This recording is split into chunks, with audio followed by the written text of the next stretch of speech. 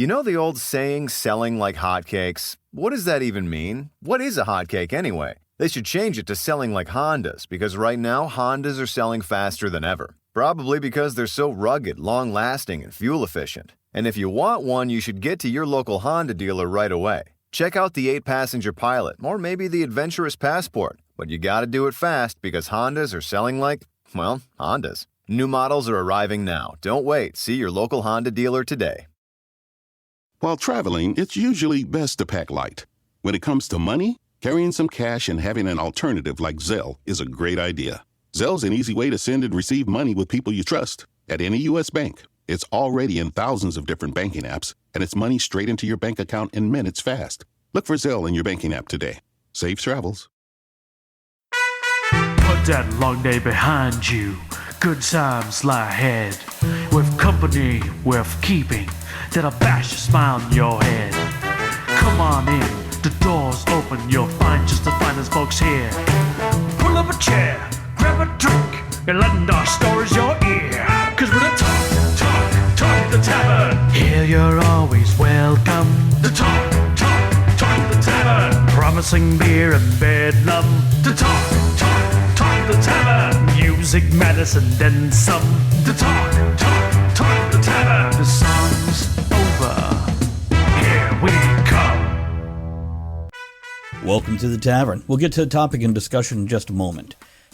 Just want to let everybody know this is an adult show with adult topics, adult humor, and in other words, we drink, we smoke, we swear, and we laugh at things we probably shouldn't, but we do it together.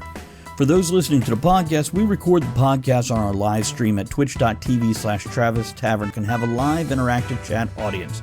You might hear the sound of the bell, and that means I want to interrupt somebody to read a question or comment. For those on the live stream, we won't read off everything you put in chat, but we'll try to get to the most relevant or the most amusing, but hopefully some combination of the both. Now, while we introduce ourselves, go ahead and let us know what your vices are tonight. Hey everybody, I'm Travis I. Sivart. Tonight we're going to talk about Silver & Smith series of books. We'll get to that in just a moment. And Joe has opened up the chat. As you've heard, we have the live chat with, well, your voice was pretty much whispering sweet nothings in my ear as I slept. Thank you for that, Joe. Much appreciated. Always appreciated. And I've got to relight my pipe because, yeah, we need a little more fire with that. My vices tonight are, I got a pipe with some C&D sweet vanilla Cavendish. And I've got some bourbon, and I've been drinking heavily because this show is going to be about me, and that's always awkward. So let's introduce the beautiful, delightful, and talented Ed.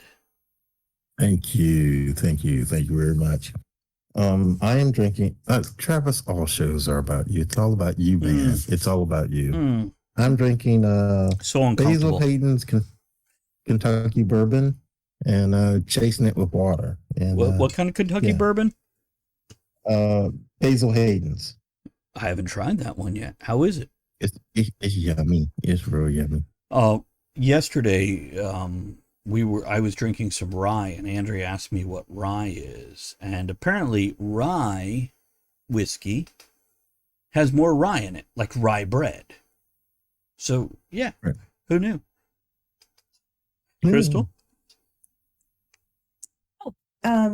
My name is Crystal, and you might know me as Raven's Muse. I am a book reviewer and a YouTuber. I host the show Writing Happy Hour, in which I track down my favorite authors, get them drunk, and ask them questions. I'm also working on my first book, Hearts of the Fallen, which I am hoping to launch sometime in the near future. And I am drinking, let's see, I did a no and mixed alcohols today. I had a hot toddy made with Earl Grey tea and some peach brandy and honey. Oh, how was that? Now with the peach and honey? It was delicious. Was it good? Oh, God. It's so good. So good. And I'm having like a little bit of allergies going on. And so it just, it clears the sinuses. No, it's great. And it's like a warm hug that gets a little too friendly on the back end. You know what I mean? I'm interested. And then now that I have exhausted my tea, I am drinking my usual rose and jasmine infused gin and watermelon Red Bull as a chaser. So that's what I'm doing. Woohoo! So I see you held up a flask. I feel like I need to send you a Talk of the Tavern flask now. Man, you know what? I was actually trying to get one off of your merch store, and it asked me for my social, and then it was What? like, sorry, what? And then it wouldn't sell it to me. So I'm gonna have to just send you a PayPal for the flask because I was having an issue. Ed, do you remember the store doing that to you? Don't remember doing that. I don't remember. I think I've got some spyware and stuff on my computer. I've got viruses. Yeah, I need I don't to stop watching so much questionable content. Yeah, because that's. And by the way, okay, Mhm. so for everybody, like where Crystal says, I'm working on my first book. No, you're not. Well, you're working on your first own My first book. book, but you have written, Yes. what, 24 other books for other people as a ghostwriter? 26. Yeah. 26. By the way, totally like awkwardly moving it over to me, 38. God damn. Not counting the anthologies that I've had short stories published in. And you're multi-genre too. So you have a really huge repertoire for what you've been writing. Which, by the way, people say is a flaw. Never write multi-genre. Write what people know. Write what they expect. Stephen King writing a romance would be horrible. Writing a fantasy novel. Oh, wait, he did that. Eyes of the Dragon. Oh, and then there's Dark Tower. Huh. And you know what else? What?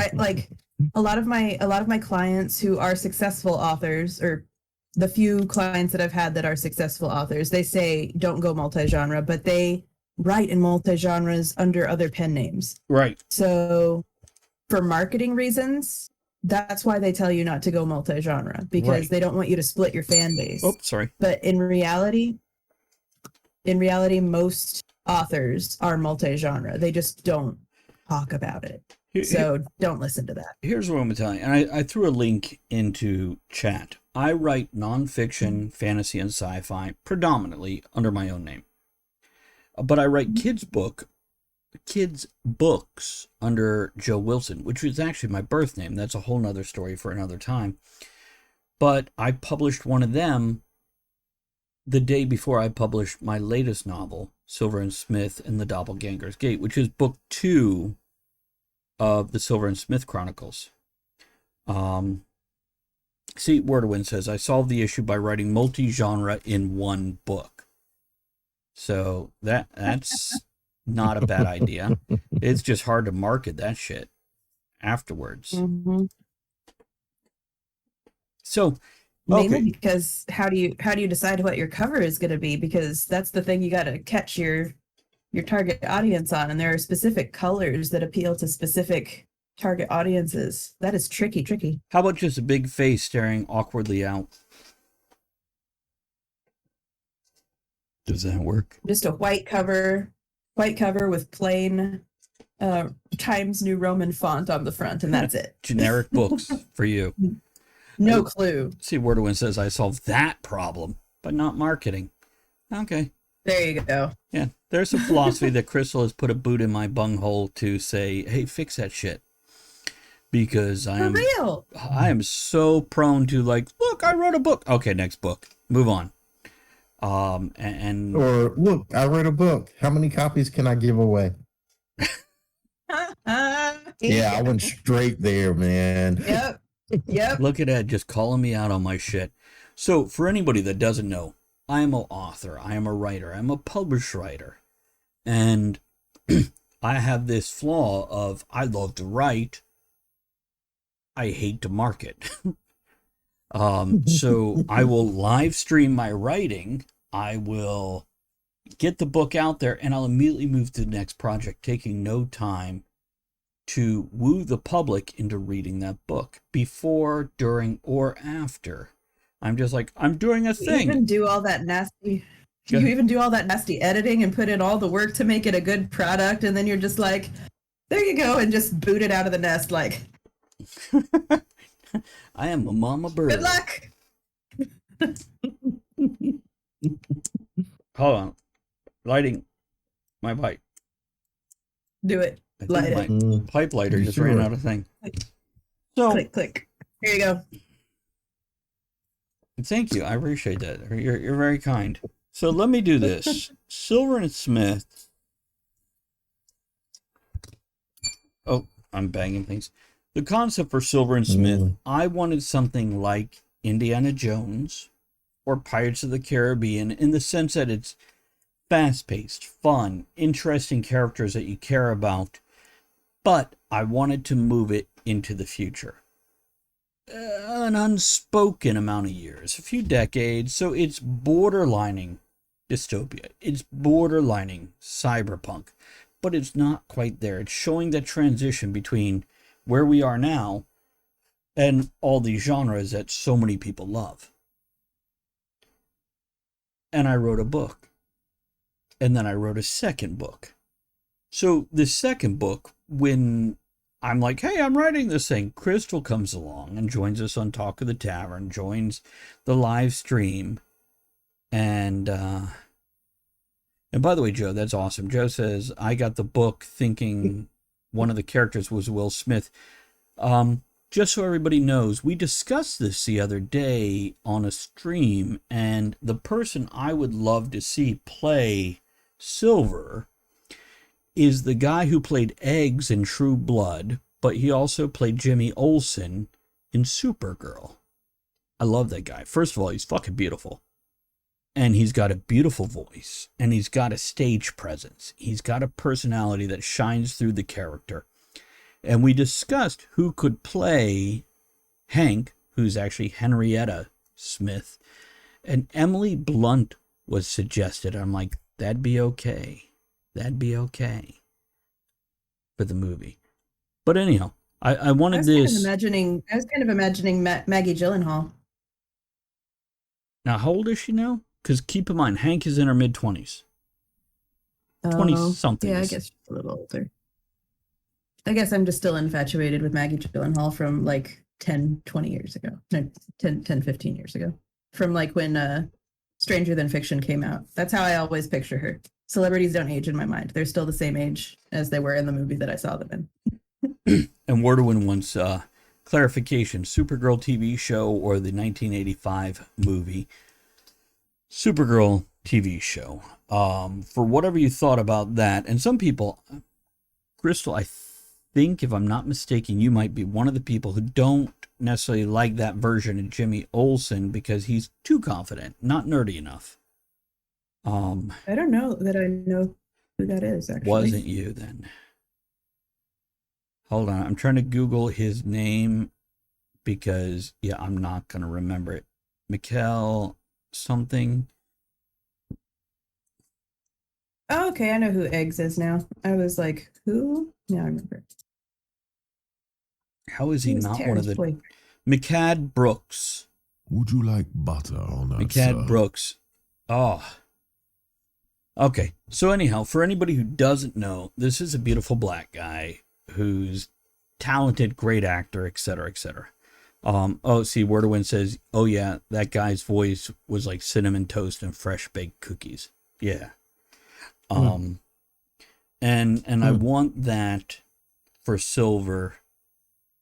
But anyhow, I digress. Cyberpulp. So like the pulp novels of the 1930s, 1940s, fast moving, interesting, just keeps going, problem. But I love character. So I built, hopefully, these characters, and frankly, Hank shines above Silver, because Silver, though one of my viewers did say she loves Silver because he has like a silent river, flows deep, and there's hints at stuff below the surface.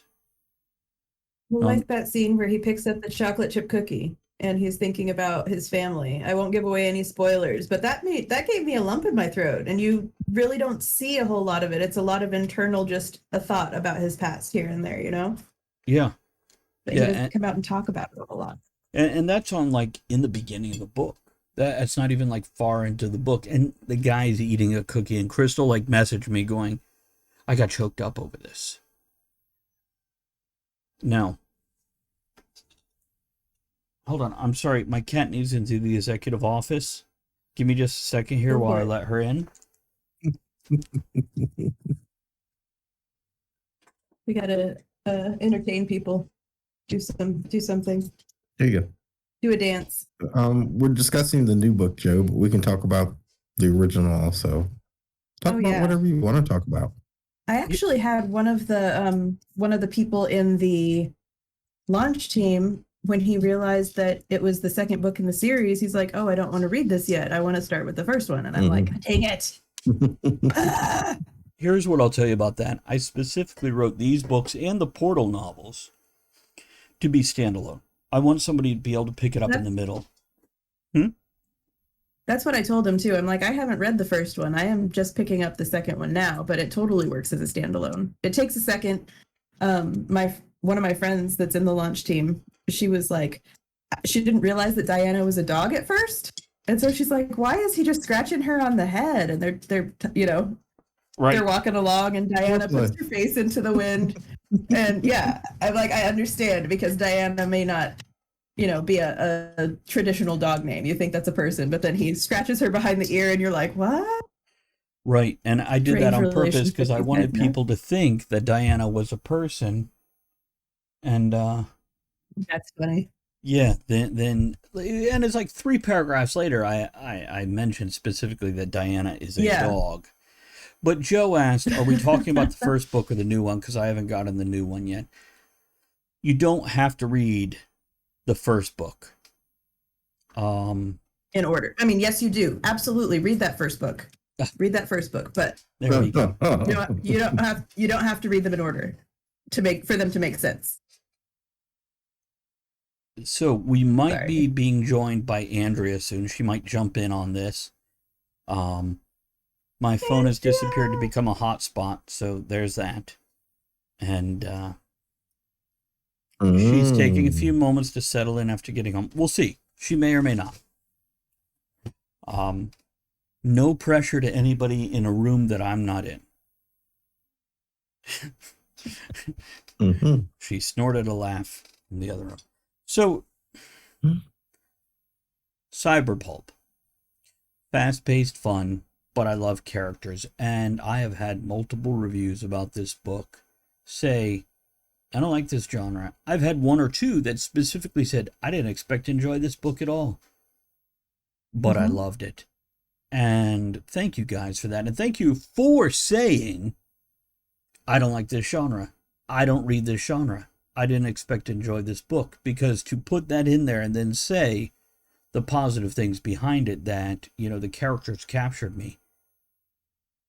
This is, as a writer, what I try to do. I want those characters to be the impetus of the story, as opposed to the world. The world is And I think this is a testament too of the fact that you have written in so many other genres, and your specific style doesn't necessarily need to be contained, or it doesn't just cater to sci-fi fans or fantasy fans or cyberpunk. It's something that can be enjoyed by people who are not necessarily into a specific genre. So something for everybody. I agree. Now, Crystal, as captain of my street team, and by the way, anybody who doesn't know what a street team is, what that is basically people who read advanced copies, and then when it launches, when the book comes out for realsies, they throw up reviews. And hopefully share it on social media, talk to their friends about it, hit somebody in the head on the street, whatever. Now, Ed has a copy, and he's read, Ed, if I'm not mistaken, you read the rough draft of book 1. Is that correct? Yes, I read the rough draft of book 1. Yeah. Because I actually turned to Ed for specific advice about Talent Agency, which is a related book in the same world, but not part of this story, for advice on guns and military movements. And Talent Agency should be out on audiobook at this point in time. So you can look for that if you're enjoying the world. I use copies of your books as coffee table books, even if I haven't read them, because people say, Yeah, man, you got to check that out. My friend Travis wrote that. It's on Amazon. Go buy a copy. And then tell me what it's like. By the way, did you see the link I put in Discord about that shotgun? Yes. I want to use that in I had Silver. nothing to say. Sorry. I want to use it. I want to use it in Silver and Smith 3. Oh, yeah. Yeah, it would go. Yeah, I don't know how the quality is. I didn't check out reviews or anything, but that is a very interesting looking. It feels like it would fit. So there you go. Yeah, that would go. Okay, with that all being said, let me turn it over to you guys and let you guys take charge while I let my cat out of the executive washroom behind me. And guide the conversation, ask some questions that as the writer, I don't even think to look at because I did a thing. I'm moving to the next thing. Well, I don't know how many people here are familiar with and he's gone, but how can I ask a question to somebody that's just going to get up and walk away? What kind of bullshit is that? I guess we're just supposed to kind of talk back and forth to each other a little bit. I'm in the same room. I can hear it all. Okay. For those here that may not be familiar with Silver and Smith, what is the genre, Travis? As I said, it's cyberpulp. So the edge. Hold on. Andrea has joined the chat. She gets a noise. Is that the Princess Bride? It is. It is. I'm not a witch. I'm your wife. So, Ed, it's borderline cyberpulp, borderline dystopian. It's set a few decades in the future, and what I did there is I wanted to show that transition from our world that we're all familiar with to the cyberpunk world, to the dystopian world where things have changed, where big corporation is out there, big pharmaceutical has a role in government, and that sort of thing. I also... it's modern. Well, ish. It's a little beyond, but yeah, it's... Is there any magic in Silver and Smith? Well... Is there any, supernatural element to it, or is it all tech-based? There is a supernatural, especially in book 1, because something I'm doing in the first 3 books is I'm creating that transition. Kind of like if you've ever read Expanse, by, oh my goodness, I forget the 2 authors' pen name. I want to let readers grow with the world, and as the world changes and becomes this world that I want to write in, I want to let the readers experience that. So in book 1, we address the magic issue, and we go forward with that. Hold on, just 1 second. What's up, Trin? Hey, Trin. Okay. Hey, Trin, how are you? And I don't want to give spoilers for book 1, but it opens up a whole new aspect that I can explore. In book 2, I open up a different aspect. In book 3, I have plans to open up a third aspect, and then book 4 and beyond, I have this full... Damn it, Marlene, stop it.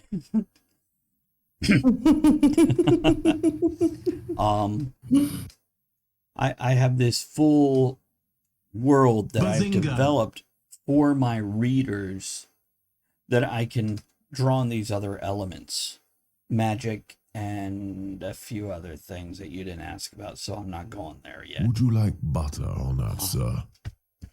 And hello to Jewel. Thank you for joining us at work. I do appreciate that. Joe, yeah, Silver. By the way, Joe says, I read a small excerpt on Amazon for the second book, and I related hard to Silver when he's wearing black in the heat. Yeah, Silver loves to wear black with silver accents. And I don't know what you're talking about, Werwin. And Hank almost always wears beige. Perhaps it's taupe. Hard to say. But anyhow, all depends on your It's the color of the DMV. Medical green? No, wait, which state? I worked at DMV for 5 years. Met Ed at DMV, matter of fact. Mm-hmm. And our offices were actually pretty nice. But yeah, it was kind of beigey, if I remember correct, actually. So, yeah, I do bring in these elements. I haven't focused hard on them as these books introduce different elements into the world. It's, So, yeah. where did you actually start when it came to deciding at what point you were going to start your story for Silver and Smith? Because you've got the talent agency, which, you know, obviously is in the same world and it all connects and interweaves. Where did you actually start and get the idea to build from? I Where it wanted a spidered out into world. this massive thing. I love this question. Oh, I would have never even thought of this question. This is a great question, Crystal. With Talent Agency that I wrote a year or two ago, it was dystopian, borderline dystopian, borderline cyberpunk superheroes. So the world has changed where genetic exploration and nanotechnology has started creating superheroes, but street level superheroes. We're not talking Thor or Superman. We're talking more like Batman. We're talking more Captain America, super soldier type stuff. And I wrote this series of short stories that are all interconnected. It's called Short Story Cycle, is the terminology that hasn't been around for decades. And then I went, I want a world that I could write Silver and Smith in. These two diametrically opposed characters that see the world so differently, and they have such different experiences in life, and they're at different places in their life, but they're working together. And I wanted that Indiana Jones feel of fun, fast, comedic, but epic things happening. Adventure. Right. I wanted everybody who reads this book going, wow, the ending of this book made the whole world change. And that's why I went into Silver and Smith. Now, Joe has a question. Is there any aspect that you and of me in Silver and Hank, any positive traits or flaws that you share? Here's what I'll tell you. Almost every character I write as a primary character has some aspect of me. In Silver, it would have that quieter, deeper, insightful drive that comes from life beating you down. And in Hank, it has that lighter, curious fascination with the world that you just want to keep exploring. So absolutely, there's aspects or elements of me in both of these characters. But that being said, neither one are me at all. It's they are their own little person in this world that I created.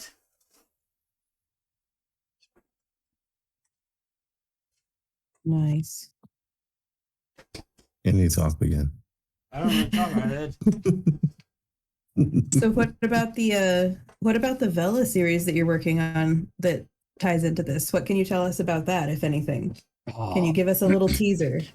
Okay, Kindle Vela, the Traveler's Inn is something I'm working on right now. Now, Kindle Vela, for anybody that doesn't know, is a episodic release. So it's really throwing back to how Lone Ranger was originally done in theaters. It was episodes before movies and that sort of thing.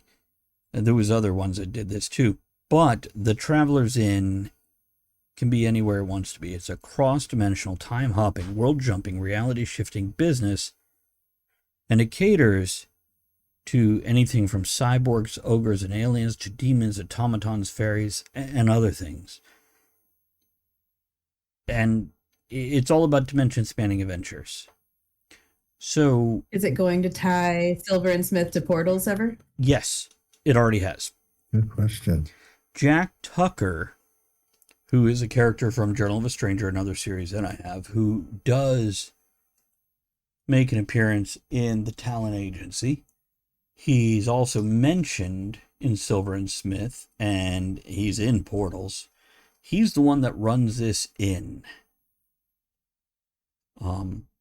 So yeah, I love to tie. He was somehow the one that was in control of the portals, or is he not? Is he somehow behind the scenes? He is absolutely like, behind the scenes, but control's kind of a strong word for what he does. Influence, suggest, guidance. But he is not the mastermind of an overarching plot. More like he suggests things to people, but they're still their own person who gets to make the decisions. This holiday season, we all wish for hope and healing. Children and families who spend their holidays at the hospital deserve a reason to believe in first steps, in giggles, high fives, and hugs. For 150 years, Children's National Hospital has provided world-class care and groundbreaking research. Please donate today to help patients and healthcare heroes this holiday season. Visit childrensnational.org/holiday. That's childrensnational.org/holiday. With MailChimp, you get a whole lot more than a URL. You get an all-in-one marketing platform to help drive sales. That means you can connect your data to make more informed, smarter decisions. And you get powerful automation tools like our Customer Journey Builder to ensure you never miss an opportunity to turn shoppers into loyal customers. So if you're ready to integrate your marketing and boost sales, get started today at MailChimp.com/smartmarketing. MailChimp, built for growing businesses. And Wordwin asks, so which character in the series disappears for moments at a time? She's talking about you.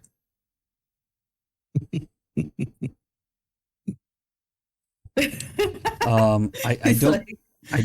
don't think any of them actually disappear for moments at a time. It's because you got up and walked off. Leaving. I got you. Yeah, because as I'm doing the live stream recording of the podcast, one of my cats is like, "Hey, I need in the executive washroom," and then, "Hey, I need out." So I pop up for a second and then come back. I guess I shouldn't have read that comment. Moving on.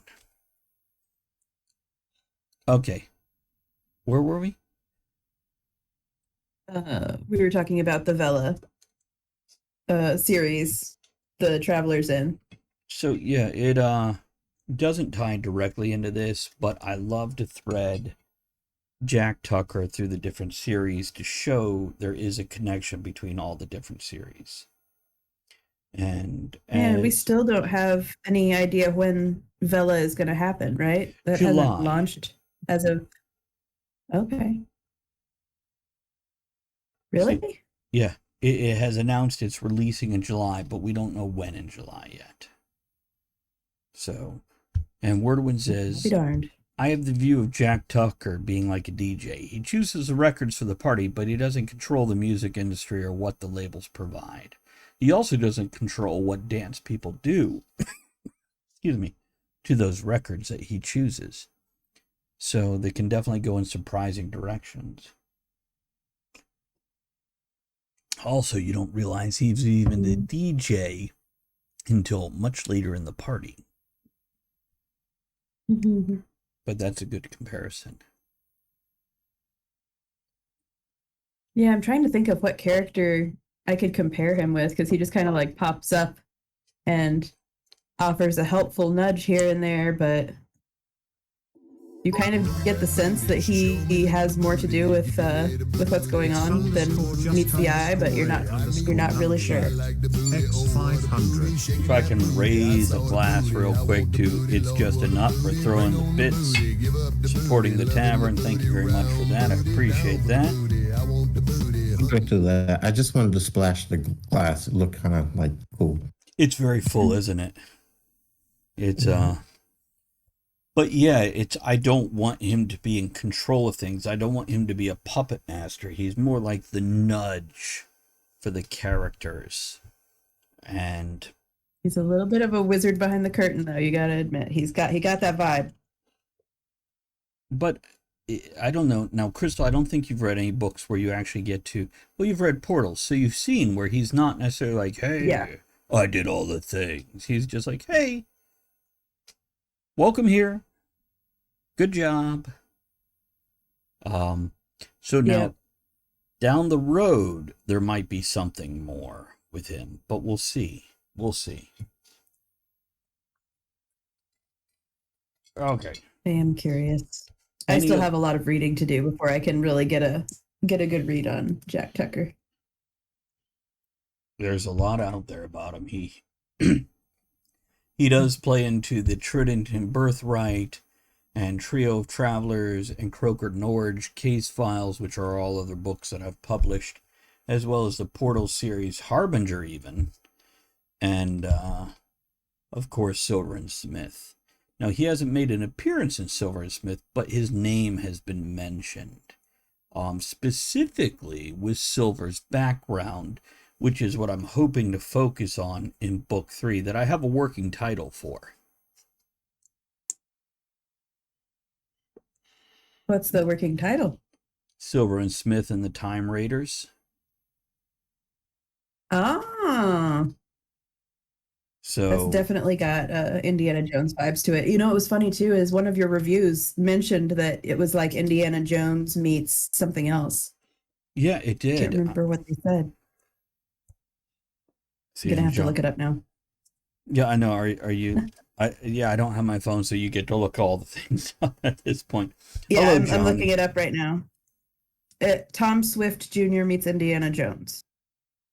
A lot of other people have compared the Traveler's Inn that we mentioned earlier to Spider Robinson's Cross Time Saloon. Wordowin says, sneaking into the pantry, Time Raiders. They also got the garlic and the marjoram. Marjoram? Marjoram. Oh, and here another one of your reviews says that it's like Tony Stark meets Indiana Jones. Do you want to read any of the reviews? Scan them real quick, see if there's anything you feel that's worth putting into this content here. Let's see here. So we'll give her a moment to hem and haw and look over that. Ed, now, like I said, I know you scanned book 1, read book 1. Did you read all of it? I only scanned book 1. Yeah. Okay. So what you saw about Silver. Now I'm going to go ethnic here. Because for anybody that doesn't know, Silver's a black guy. Hank is a 20-something woman. Her full name being Henrietta Smith. So, any cultural issues that you saw? No. Because one thing I tried to do with both these characters, which certain viewers, certain readers could look at it and go, I relate to that because I'm not mainstream. But they're still human beings. They're still people. And this is their story. It's not the story of their culture and their background. It's their story. Any thoughts on that, Ed, from what you've seen? Well, yeah. I mean, you described Silver physically, but from reading, that's what it was: physical appearance and nothing really more. That's it. So now I also need to. Anybody could be Silver. Right. You think we need Sam Jackson? Is that what I'm hearing right now? No.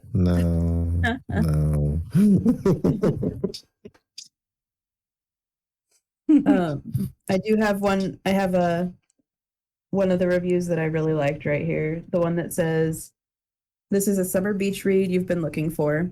And oddly, it's one of the 4-star reviews instead of a 5-star, which honestly, those are the ones that generally I look at as a ghostwriter when I'm looking at feedback from the people who have read the books that I've done. I look at the people who are 3 and 4 stars, because the people who did 5 stars, they just love it all the way around. And the people who didn't like it at all, the 1 and 2 star reviews, it might be because it's just not they don't like my style of writing, or Right. they don't like the genre, and they just happened to come across this book and decided to give it a shot, but they aren't necessarily the ones to give informative feedback. The 3 and 4 star reviews are the ones that, you know, are on the fence a little bit, and they give you the most constructive criticism. And so this one is a 4-star review, and it says, Travis Sivart has translated a blockbuster action-adventure movie into the perfect summertime read. It's fast-paced, full of action, reminiscent of the lighthearted adventure novels that were more popular in the 80s and 90s, but with a nice infusion of 70s themes like cryptids and alien visitations. And that is so fucking accurate, and I love it. That's exactly what we were talking about. The adventure, the feeling of fast-paced and kind of exciting and lighthearted, with just enough character and depth to keep you invested in what happens to people. And Marlene asked a question here for Ed. If it's just physical, do you feel it's lacking more insight? Or does it, playing in the future, kind of detach race? You'd really have to answer to the plane in the future detached race. What I mean is, sorry about that.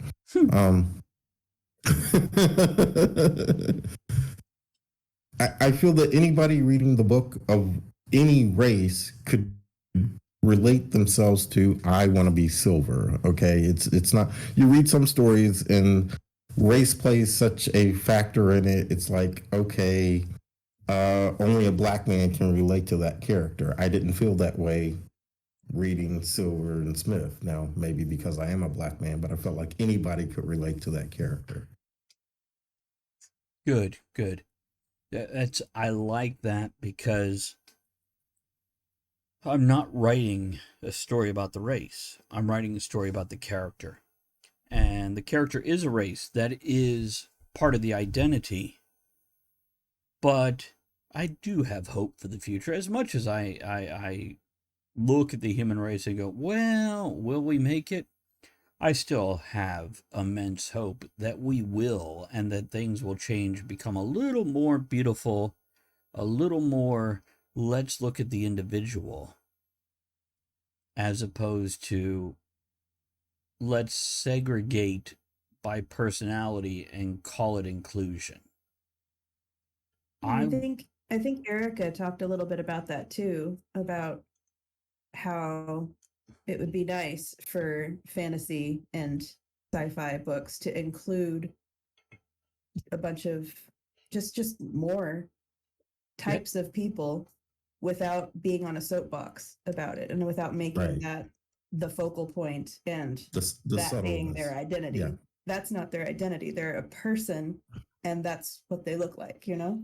To take this in a tangent here, there's been some incredible series in that aspect, at least, where Shadow and Bone is coming to mind, a few others are coming to mind, where, yeah, here's people of different races, and we're not talking about race because they're part of the world. And that's what I want for this. I want equality. I want women to be valued as a human being. I want black people. I want anybody of any race, ethnic background, culture to be valued for their pros and their abilities and their strengths, not judged by their background. And I really hope, getting maudlin here, I really hope the human species can move forward past that in the next 30, 40 years. And yeah, get the fuck over that shit. And yeah, be proud of who you are and where you came from. But on the other hand, you know what, Ed? You know what, Crystal? You are who you are, and I appreciate and love you for that, not because of all these other things. That's part of who you are. Now, respect that background? Absolutely. make it a thing to bring up and throw in people's faces? Well, that's not this story. That's somebody else's story to write. No, not at all. Yeah. And Kitty says, my experience when it comes to stories on a soapbox, the writer or writers are really bad at putting their message first and story second. Yeah, I want the story to be primary. And you know what? Maybe in book 3, maybe I'll throw in some racism. Because no doubt how far the human race advances, there's going to be somebody that hates for a stupid reason. Somebody for some reason. Right. Yeah, exactly. Right. And that's worth throwing in for that friction of the story. And for that character to look at it and go, the fuck? I'm a human being. I do what I do. What does that have to do with what I do? It would be funny to just be like, how far in the past are you living that this is still a thing for you? There is, I think in book 1. Look at that person like they're crazy. Where I think Hank comments on something where it's like, what are you, still in the 90s? Because that's the previous century. That's kind of like when I grew up in the 80s, somebody going, what are you, still in the 90s? You know, it's because this is set in the future. Mm-hmm. Okay, we've got about 15 minutes left on this. Help me out, guys. How can I, what's next? What do I do here? Book 2 of Downfall. Do you want to talk a little bit about what the launch has been like? What advice you can give to other authors that maybe haven't done a book launch before? Yeah, and by the way, let me expand this. We're still. Go ahead, finish your thought. Oh, we're still in the thick of it, so we haven't come out on the other side just yet. We're in the middle of it, so this might be a good time to just get fresh insights from what it's like in the trenches right now. So I mentioned to get people to read your book when no one knows who you are yet. Right. Well, people know you, but no, I in the big scheme of things, I am unknown. Absolutely. Crystal came to me in the end of, and I don't normally date our podcast, but it is July 2021. And Crystal came to me in the NMA and went, hey, why don't you do a street team? And I went, what? I've heard of those. What's that mean? And Crystal went, these are people who basically you get a street team captain. So the writer who's terribly awkward at promoting themselves reaches out to other people. And you are. Yeah, I absolutely am. I'm horrible at going, hey, read my stuff. It's great because, yeah, I wrote it. I'm doing the next thing. I'm busy.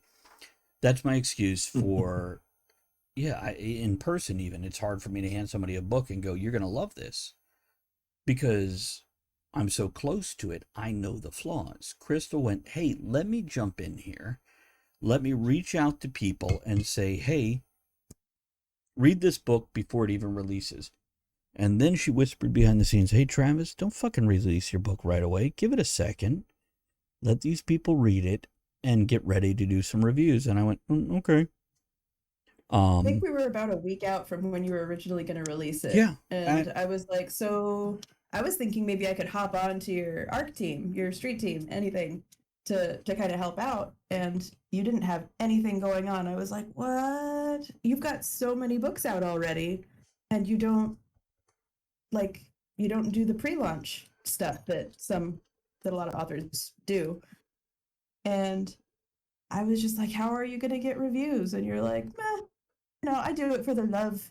I do it for the passion of the writing. I'm an artist. I'm a purist. I'm not doing it for the money or the fame. I'm like, well, you're not going to get any then. And then you smacked him and said, snap out of it. Well, I was like, good grief. Because for part of his stream, he would talk a little bit about his book because people were genuinely interested. People were wanting to read the book, and then he plays himself down like, oh yeah, check it out here. And then he would cut himself off being like, oh, I mean, no pressure. If you want to, you can maybe read it if you want. No, not that you have to. You probably don't want to. It's fine if you don't want to. Or if you can't afford it, I'll just give it to you, so just email me. And then I'm like, God damn it, Travis, stop it. What are you? Absolutely. Now, let me segue into something else that Crystal's is absolutely pointing out. Joe says some heroes don't wear capes, some have turquoise hair. Speaking of Crystal, who jumped forward to go, hey, dude, wake the fuck up and do this other thing. Now, Steve asked, how many members of the street team are there so far? What was their target number? We had just over 60 people between multiple resources, and we have 11 reviews as of July 5th. Now, I'm sure Crystal is pulling up the reviews right now and refreshing it to see if in case anything else came in. Nothing yet. But I've lost the original question. Yeah. What was the original question? Oh, how many people were in the... No, What's their not this. target? No, before that, before all this. Street team. I was just saying, like, maybe we should stuff. talk a little bit about the street team and Right. what that entailed. Okay, so the street team, as I said, Crystal jumped in and said, look, you've got 11,000 people reach between all your social media, between newsletter, Facebook, Twitter, Instagram, LinkedIn, Patreon, coffee.com, all these different things. Why aren't you using these resources that you have? Why aren't you drawing on these people who have shown interest and followed you, friended you, whatever, and doing this thing? And I went, well, gee, that sounds like a great idea. How do we do that? And Crystal volunteered to be the street captain, the street team captain, which means she puts on multiple hats, but the two primary ones being reaching out to people and going, hey, do you want a free copy? Do you want to review this? They go together. They're not separate things. And the second hat, the second primary hat, is Travis, talk about your shit. Travis, make sure you mention this. Make sure you interact with these people who have shown interest. And yeah, by the way, if I can take a moment to segue away from me into Crystal. She is so busy doing all her stuff. For her to find any time to help me out with this was an incredible effort on her part. So we're going to just take a moment and raise a glass to Crystal for helping me make a difference. Because here's the difference. Take a drink first. My most reviewed book at this point in time today has 53 reviews. It's nonfiction. My most reviewed fiction book has 13. It was released in 2016, which at this point in time is 5 years ago. 13 reviews. After 5 days, because of Crystal, specifically because of Crystal, Silver and Smith and the Doppelganger's Gate has 11 reviews. That is her. Now, that is her kicking me in the butt, making me... Yeah, absolutely. Now, honestly, I feel like I did minimal stuff. Because you know how much you fucked off every day, and I do too with what I do. But it has made that difference, Crystal, in my most reviewed fiction book. In 5 days, you've almost matched it, and we're guessing by the end of this month of July, we'll have far surpassed it. We're hoping for doubling it. I hope so. Now, Big Dreams says we get everybody, and we have, hit 50 plus reviews. But here's something else I'm seeing. Sales are moving up. Now, this is the peak of a new book release when it's done right, which is not something I often do, if ever. So a street team, for all you authors out there that are publishing, especially self-publishing, or even publishing on one of those medium publishers, as opposed to the big five versus self-publishing with no support, this is how you create that difference. And every day I look at it going, oh, I'm so tired. I want to go do something else. I want to write my next thing. I want to do the next thing. This brings value to everything you do beyond this point. This is the linchpin that makes everything else get attention. My first book of this series, Silver and Smith and the Jazir's Light, has seen 3 reviews. Not a whole lot. But a week ago it had 0. Because of Silver and Smith 2, Silver and Smith and the Doppelganger's Gate, Silver and Smith Book 1 and the Jazir's Light is seeing reviews because people are reading this and jumping over there and grabbing Book 1. And I do want to point out that the publishers that I have worked for have said that the first 3 books generally don't see a whole lot of action. You really don't start making a sustainable income until you hit book 6. Something that, you would actually be able to support yourself on. So that's just something to think about. If you do this kind of launch with every single book and then get to your 6th book, that's when it starts really generating enough to where you can maybe one day, make this your day job. That'd be cool. That would be very cool. So what do you do in September, October? Because I'm going to need this again for book 3 is what I'm hearing. Depending on how my move goes, I'll let you know, man. I'm currently looking for where I'm going to live next month. So as soon as I figure that out, then we'll get together and jam on that next book launch. We're going to talk about that in a minute. First of all, we got about 5 minutes left in this episode, so let's do some wrap-up thoughts. Ed, can we start with you about everything we've talked about? What do you got? Well, I just have a quick question. Silver and Smith, is that a deliberate play on Silversmith, or yes? Where'd you get that? Yes. Silver is actually a character that I created in Dungeons and Dragons some 20, 25, maybe even 30 years ago.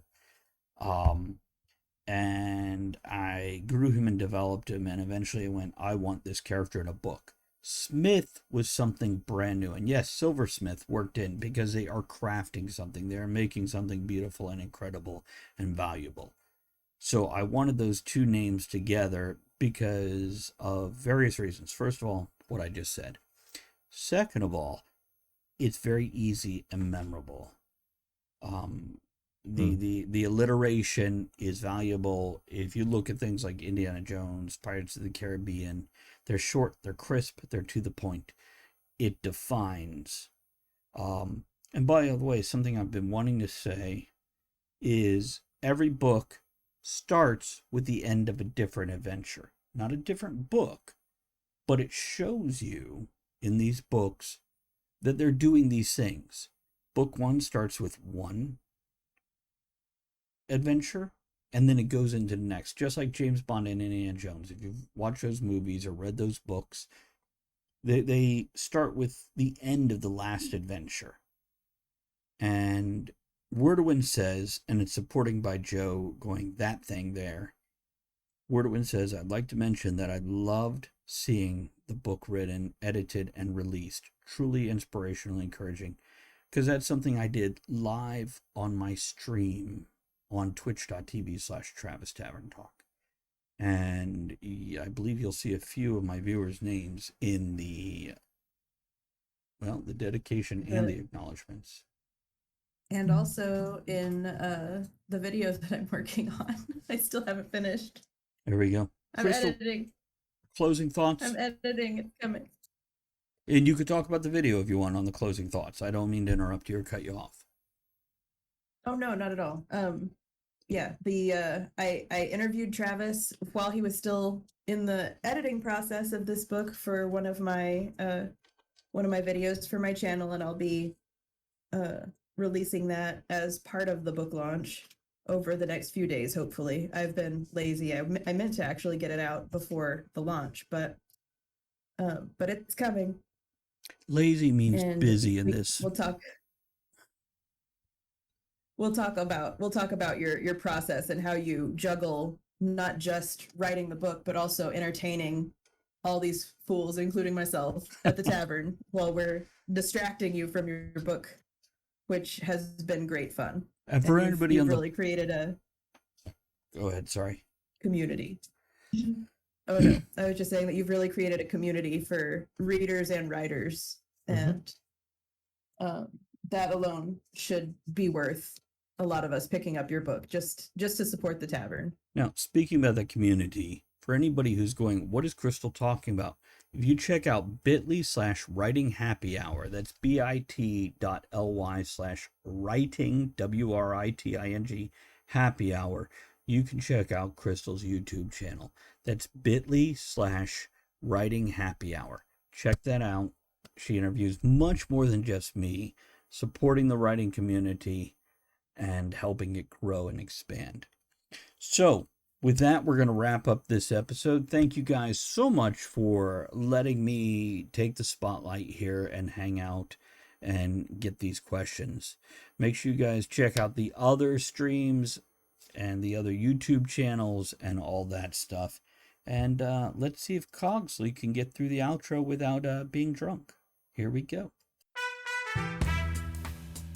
Before we go, I want to remind everyone that you can email us at talkthetavernshow@gmail.com to let us know your thoughts on the show's topic, suggest another topic that you'd like to hear us discuss, or just have us read a message out on air to someone in your life. Thanks for supporting the show by downloading the podcast, sharing it on social media, grabbing some shirt stickers and mugs from bit.ly/tavern merch, or barware patches and hats from bit.ly/tavern merch too. That's bit.ly/tavern merch or tavern merch and the number 2. Thanks to everyone who joined us live at twitch.tv/Travis Tavern, and everyone who supports the tavern by subscribing, hosting, throwing bits, raids, and most of all, commenting. Thanks for joining us in the discussion shenanigans tonight. You are the one thing that makes the show what it is. Don't forget to join us at the tavern next week. Until then, have fun, keep learning, and be good to one another. Now, raise your glass in good cheer. Enjoy the small moments every day and steamy dreams every night.